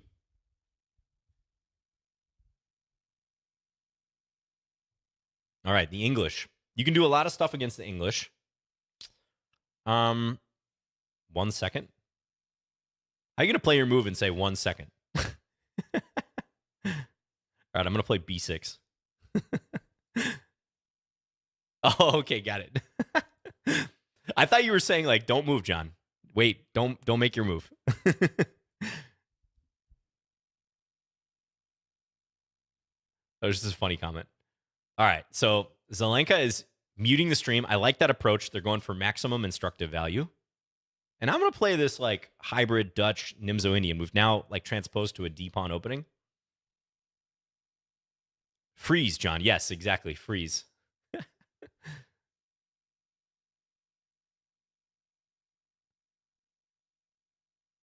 All right, let's take this one. Maybe I should have inserted this trade, but okay, I'm going to take now. Now we capture. Let's just castle here.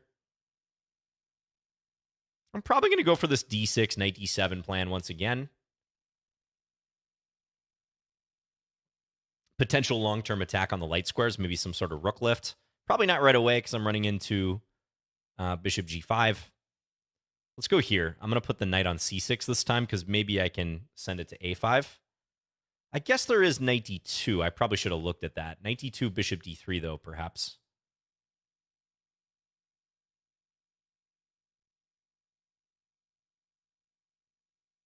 Hello, SMM. I see you on YouTube. Thanks for tuning in. Yes, respect to him for muting. I agree. Again, going for maximum instructive value. All right, I'm really starting to look at this G2 square, folks. I am getting tempted to attack there. Let's take here first. Could maybe try to keep knights on board, but this looks pretty direct. Okay, so if I go here, F3 I can take. I might want to throw in D6 somewhere. Yeah, Queen G5, F3 takes actually might not be that great. Let's play D6 first.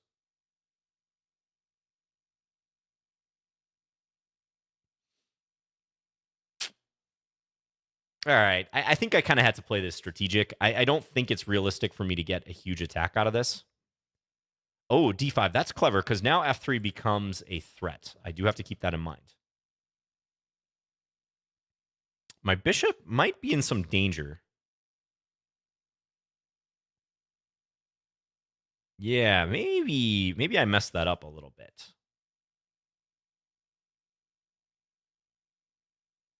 I mean, I could still probably rescue it, but it doesn't look like exactly what I want. Okay, let's play F4. I'm going to try to free my bishop with a pawn sack.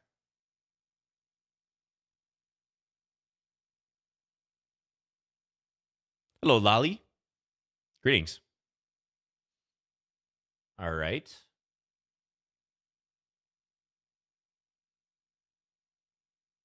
Let's go here. Let's go here. Now F3, I take this. But I'm not super convinced. However, I see some fun stuff I can try here. You guys ready for some seriously speculative chess?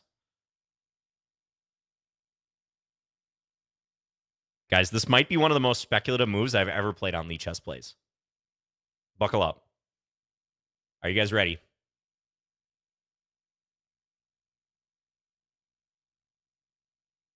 It's thematic. I'm trying to stop F3. I'm trying to stop F3 at all costs. If takes, I'm going to go Queen H5. Use the pin. I'm banking heavily on my light scores. I am all in on the light scores. I'm pushing all my chips into the center. It's one hand. Go big or go home. If Zelenka wants to take me down, they're going to have to defend on the light squares. This move is morally forced. Oh, King H1. All right, that's the bull flag. Now, I do not like King H1 for white because now there's serious consequences. I got to win this game now. H5, H4, maybe some Queen H3 action someday. White didn't take me up on the offer, and I think they're going to regret it. However, I still need to play accurate here. There's a lot that can happen still. Okay, how to continue this? Let's just go H5. Or should I go Queen G4? Queen G4 is also very tempting. Take. I can't calculate it all. Let's go Queen here. I'm going to try this one. I wish I had more time. H3. Can I play Queen takes H3, folks? That's what I'm trying to figure out. I think I can at minimum. I think I can. Oh, this, though, is going to be too much. Again, we're leaving this bishop. This is the key attacking piece. That's the key right there. Okay, now I've got some windmill ideas, but I think I should just go here, as much as I would like to unleash them.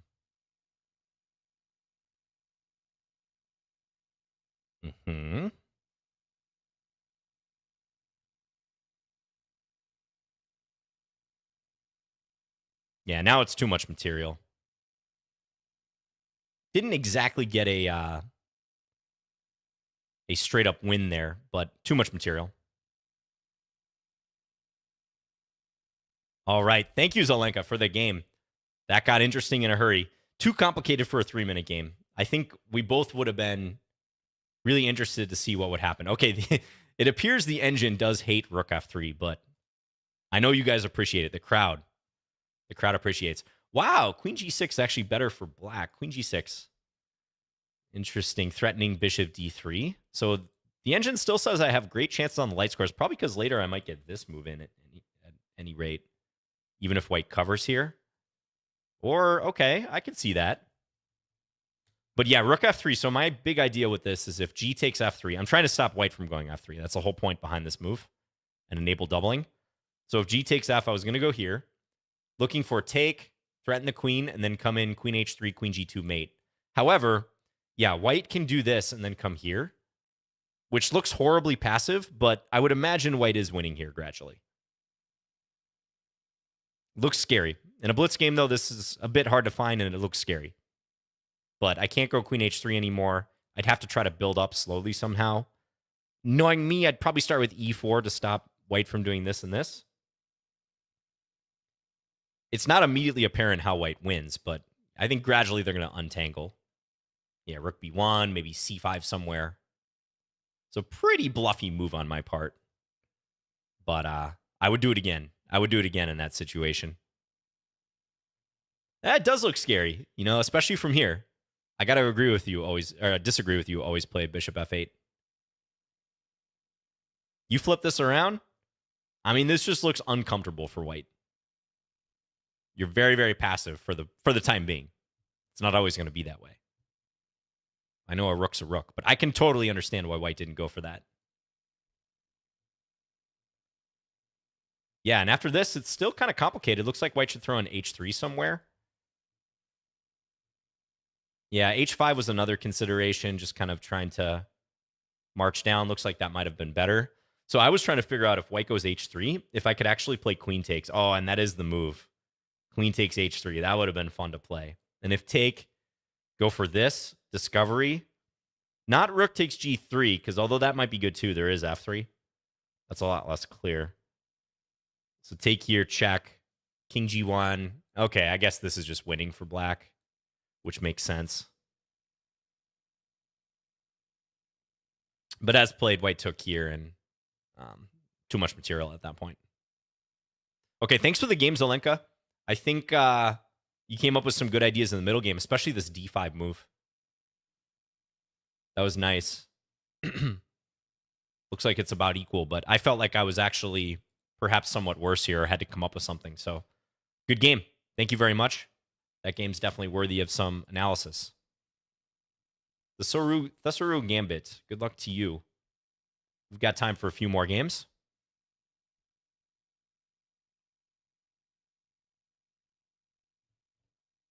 Okay, let's play Alekhine's defense. Aljochin's defense. How did you spot the rook f3? Asked Martin. You know, it was actually pretty straightforward. So I just wanted to prevent white from going f3. So I was playing a blocking move. I didn't want white to start attacking my bishop and putting multiple pawns on the light squares. That's why I played that. Ayush says, accept my challenge. That's not how it works on Lichess Plays. I click on the accept random challenge button because, again, I have well over 50 challenges here. And it's up to the algorithm whether you get selected or not. Everyone has an equal chance.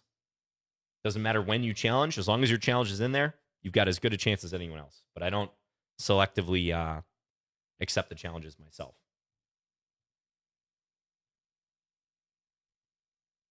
This, I think, looks pretty good. I think knight d4 is starting to become pretty tempting. This pin is annoying for white. Is this the Scandi with 2 knights removed? Yes. Yeah, exactly. There's just been basically a trade of knights on d5, which I think kind of deadens the play to some extent.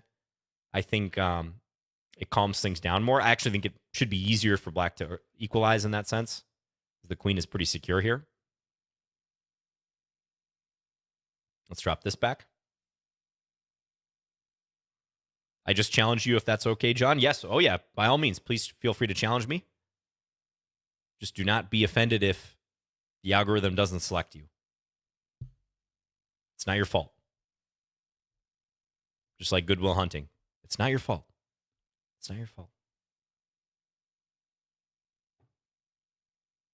Yeah, this is very similar to Scandinavian play as well. Ooh. Okay, this move looks dangerous. Should I put Thesaru Gambit to the test? Let's go here. I think bishop g6 is probably stronger, but this looks kind of interesting, so I'm going to do it. Yeah, g4 does look shaky. I agree because of the weakness here and just the potential weakness of the white king. All right, now here's another key test. If you are Thesaru, you got to see that your queen's under attack, but you also have to see that knight d2 is not a valid response because I'm going to take the rook down here. You also can't play bishop d3. That's illegal. So I think by process of elimination, that only leaves one good move for white, but it looks very suspect. But maybe Thesaru can defend here. I see a follow-up response, though, that looks strong to this. Yes, bishop d2, good. This one, though, I think is an issue. So now I'm threatening knight takes f3. And again, if knight takes, I'm going to snatch this rook down here on h1. I think I can even pre-move that. That's a safe pre-move. Because a pre-move like this is only going to register if white moves the knight. And I'm almost certainly going to take the rook if white moves the knight. So I'm threatening knight takes f3. Also knight takes c2. If white castles here, I can take the bishop on e2 with check. So I think this move is a crusher. Yeah, takes there. And now probably takes this one and then take on d2 after that. I think that's definitely best. Which way to take on d2 now? With the rook? Probably with the rook. Both options look really good, though. Take here, king g1. I could win the queen. I'm going to take with the rook. If bishop takes, I take here with check. Maybe white can go king g2 at that point to try to prolong the game. But yeah, now this is mate in two. Okay, thank you, Thesaru. Tough position. Yeah, I think bishop d3, you generally want to avoid putting your bishop in front of your d-pawn like that. That'll get you in trouble. You actually want a mobile center here. You want to be able to play d4 and then ideally c4 at some point too. Try to kick me around in the center. So if I were you, I'd go d4 right away or maybe bishop e2 first because although you did correct yourself, you played bishop d3 and then bishop e2 when I pinned you. You lost some time there for sure. And I think it's tough. I think g4, engine does not like my e4 reply, but it kind of felt like the momentum was on my side at this point. I could see how this is the key response because then at least you can take here and you're actually fighting. You're doing just fine. So thank you, Thesaru Gambit. Okay. Beat the ops. You're up next. Let's play. What have I not played? Let's play knight f3. Oh, my pleasure, Lolly. Thank you very much for your kind comment. Should I play this gambit? This is a gambit you sometimes see in the Scandi. When I play Scandi as black, e4, d5, a lot of people pre-move knight f3, and they wind up in this position. This is the Tennyson gambit, yes.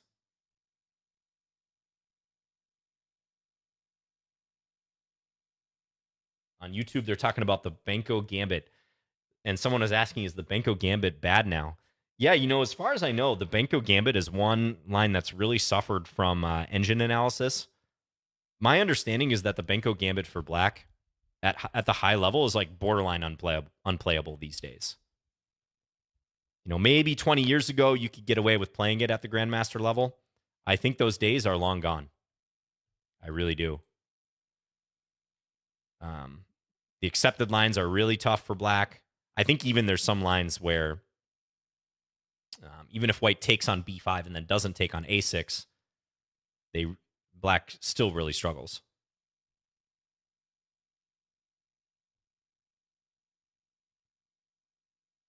Okay, black playing solid here. They didn't allow me to take on f7, but the e4 pawn will be lost. I'm going to circle back and take that. Oh, I got to put in my lunch order here for a second. You guys know what happened to me yesterday? So I was picking up some food at Chipotle, and I decided to like take it back to my place to eat it. I didn't eat it at the Chipotle. And I had a burrito bowl, right? So it's got the aluminum foil cover on it. And I'm walking along some pretty busy streets here in Minneapolis with my to-go bag. And for the first time ever with a food order, the bag I was carrying it in it split. It split in two as I was walking along this sidewalk with tons of cars whizzing past me. And it was just classic. My bowl opened up, the aluminum foil cover detached, and it spilled all over the road, ruining my bowl. And it was semi-embarrassing. A lot of people saw it. Oh, this is a good move. I like this move. It was a total loss. Complete loss. There was about 10% of the bowl remaining that didn't get spilled onto the street, the sidewalk. Ooh, I got to be careful here. I got to be careful. I think I might be in trouble in this position, folks. Ooh, F5. F5, I think, would have lost a piece for me due to the threat of F4 thereafter. I'm going to go here now. We're going to make sure when beat to ops puts the bishop there that I don't completely get blown away on the light squares.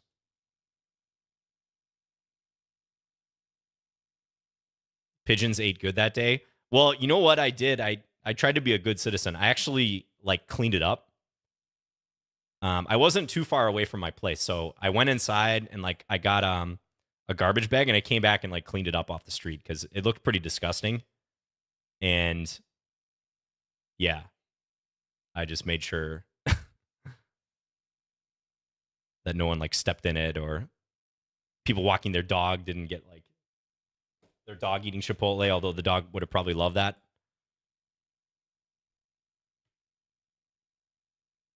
Did you go back for replacement? I did not. No, I was too far away at that point. I just charged it to the game. I charged it to the game and said, I'll have better karma next time.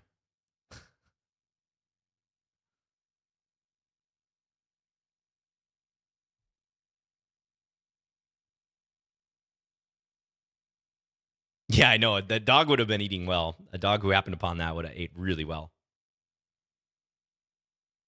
There's a lot of hot sauce in it, though, so I don't know. I don't know how dogs respond to that.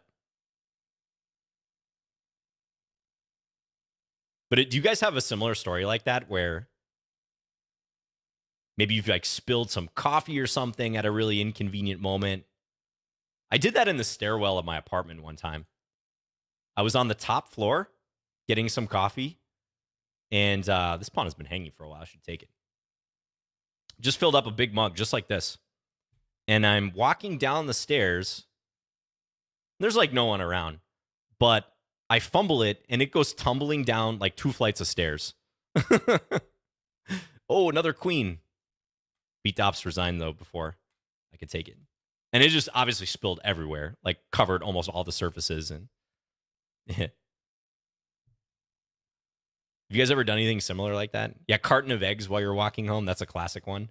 Thank you, Beat to Ops. Let's check if F5 was winning a piece for you, because I think it was. I think you had a moment here, Beat to Ops, where you could have cashed in big time on my lack of coordination. Really? That's not working, huh? Wait, let's figure this out. If you go F5, this is the moment I was worried about it. Oh, is it just because I go here, this, I have this move? Okay, yeah, that's probably it. For some reason, I thought my bishop was completely trapped here. But let's check. Yeah, because if I go here, then F4 does win a piece. Remember our common pattern with the fork? Also, if I go here, that's trouble, because F4 severs the connection between the bishop and the knight, which the knight is under attack from the bishop on E7.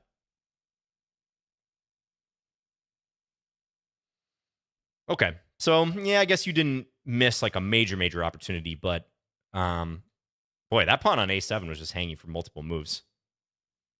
I'm blundering food and also pawns, as in not taking them. We got a good story or two out of it, right? All right, thank you, Beat to Ops, for the game. I think it's time for our final game of the session, guys. Y'all know the drill. Blindfold game.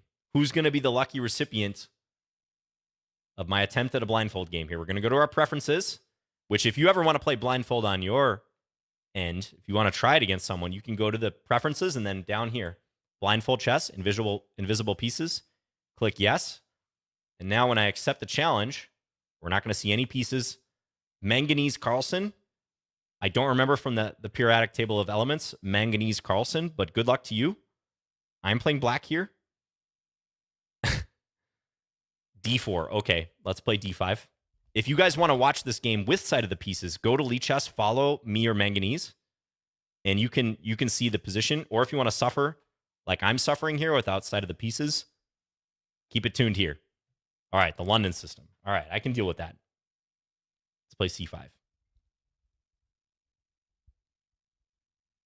One time I drank a beverage and I didn't spill it. Wow, riveting story. I want to read these stories now, but I got to concentrate.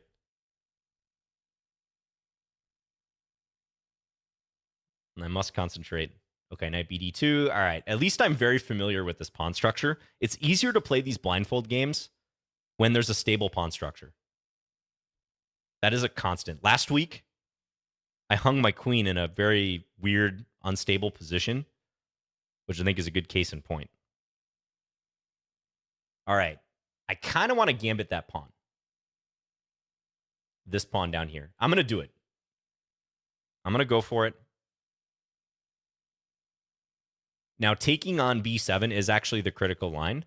I saw a game recently between Hikaru and Eric Rosen in Title Tuesday where Eric Rosen played this line as black as well. And Hikaru did win because he's Hikaru. But it's an interesting line. I played this a couple times from the black side too. All right. 95 is an interesting reply. Let's take with the bishop. And then I'm going to go knight d7. I'm going to hit this pawn twice. Doing well on the clock. I'm up 20 seconds. Now here I think I should either take e5 or maybe just castle. Or not castle, rook c8. Probably take e5 though. Yeah, let's take. Pre-move this capture. If take, bishop b5 check, no problem. I can go king f8. That's fine. Okay, knight b3. Probably now castle.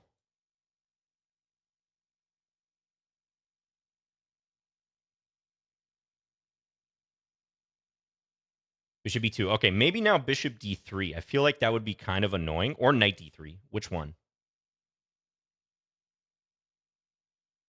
Let's go bishop d3, because I feel like that's going to make white think more than knight d3. Knight d3 is a check. It's an immediate check. White's options are narrower. Against this one, white has to figure how to respond. What is that? Castle's queenside? Doesn't that drop the bishop? Excuse me? I think that's a free bishop. And now I've got knight d3 locked and loaded. Yup, I can play that. Check. Fork on the king and the bishop. Take this one. Okay, all right. Things are collapsing for white. I'm hitting the rook. Should I throw in a check first? Let's just bank the material. Okay, I'm up a rook here, guys.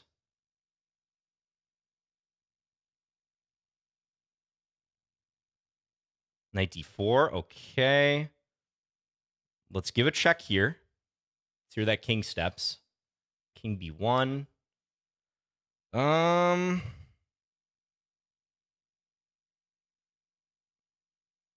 think I can go here.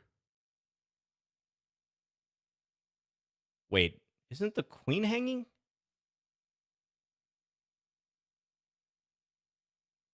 Queen's here, right? Now I'm scared. Okay. Oh. When white just casually hung the queen when I literally attacked it, I was like, what am I missing? I did this last week. I hung my queen. I don't want to do it again. Thank you for the game, Manganese. But Manganese resigned as soon as I took. There was indeed a queen there. Okay. Thanks for the game. Yeah, so I was able to get Manganese with the bishop d3 move in particular. I mean, this is already, I think, kind of worse for white right around here. Because this pawn in the center is probably more valuable than the b pawn. So it's nice to pick that one off. But I think things really started to accelerate for me right here when I played bishop d3, because white's trying to castle. White's trying to get their king to safety in one way or another. This is a highly inconvenient move with the bishop being under fire. Imagine queen takes b7 after you move. I know, that's what I was worried about. I was like, where is this white queen? But I was almost positive it was on b7 still, so... Yeah, and this was collapsing from here. I think I played this pretty well. I mean, I saw all these complications. Save the bishop, attack the rook. I was debating if I should play check first. I don't think it greatly matters. Yeah, this is crushing. Probably knight c5 would have been good. But queen c8 was good enough. And then just take the queen. And Manganese did not try to flag me here, which I'm thankful for. Thank you, Jailer Man. Shout out to Sailor Sam as well. Thank you. Yeah, I'm pretty happy with that one. Again, though, if you play me in a blindfold game, I honestly think your best chances are to make the pawn structure in particular quite unusual. Play something... I know, always the same joke. Jailer Man. Try to make the pawn structure something that's harder for the blindfolded player to keep straight in their head, because when the structure is stable, there's just a lot less moving parts to worry about. The structure is the powerhouse of the cell. The mitochondria is the powerhouse of the cell. So the pawn structure is the powerhouse of the position where everything flows from that. And if you have a solid structure, it's like solid foundation in your house. You just feel that much more secure. And I personally can visualize things much better that way. All right. Thank you all. This was Lichess Plays. This is a lot of fun. How many games did we get in this week? I'm always kind of curious. We seem to stay pretty consistent around 18 to 20 games. Yeah, we played 18 games today. 18 wins. Oof. That game against Norwegian Chess Giant, though, that was a nail-biter. And I was in trouble in some of the other games. So, well played, guys. Thanks, everyone, for tuning in. Yep, thank you, Tib Guti, IB981. Greetings. Thanks again to Lichess. Shout out to No Joke Chess. I didn't see you in the chat today, but you might be there. Lopare as well, one of our mods. We're going to raid someone here. You all have a good week. Enjoy the candidates. I guess this time next week, we're pretty much going to know. I think the tournament might still be ongoing at that point, but we're pretty much going to know who's won it. I would imagine, unless it's really, really close. So yeah, everyone have a great week, and I'll